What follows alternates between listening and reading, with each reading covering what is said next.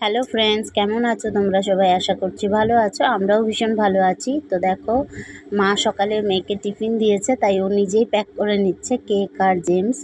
আর সোনামাকে মা রেডি করে দিচ্ছে। আজ যেহেতু পিটি এক্সাম, হোয়াইট ড্রেস পরতে হবে। তো দেখো, ওকে সুন্দর করে রেডি করে দিচ্ছে মা।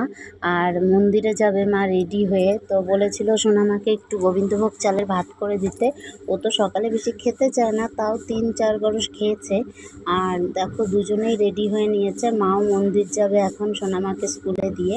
আর তোমাদের দাদাভাই দেখো, দুজনকে এখন স্কুটি করে নিয়ে যাবে। আর এই যে ড্রেসটা দেখছো মার হাতে, ওটা এক্সট্রা দিয়েছে মা, কারণ ওর স্কুল ছুটি হলে মা মন্দির থেকে এসে ওকে নিয়ে যাবে, ওখানে কিছুক্ষণ থাকবে, তারপর মা নিয়ে আসবে।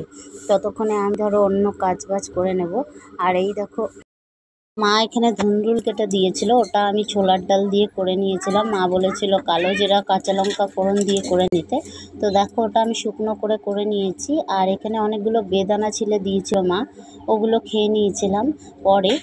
আর তোমাদের দাদাভাই আম এনেছিল, তো ভাবলাম আমগুলো কেটে নেব আর রুটি করে নেব ধুন্দুল ভাজা দিয়ে। সকালে টিফিনটা বেশ ভালোই হবে। তো দেখো, মা তো সকালে খায় না, পুজো দিয়ে তারপরে খায়। তো দেখো, আমি রুটিগুলো করে নিচ্ছি।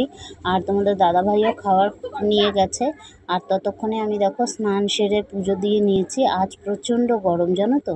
তো পুজো দেওয়া হয়ে গেছে আমার। তারপর দেখো, আমি সমস্ত টুকটাক কাজগুলো করে নিয়েছি। তো ভিডিওটি ভালো লাগলে তোমরা লাইক কমেন্ট শেয়ার অবশ্যই করো। Thank you.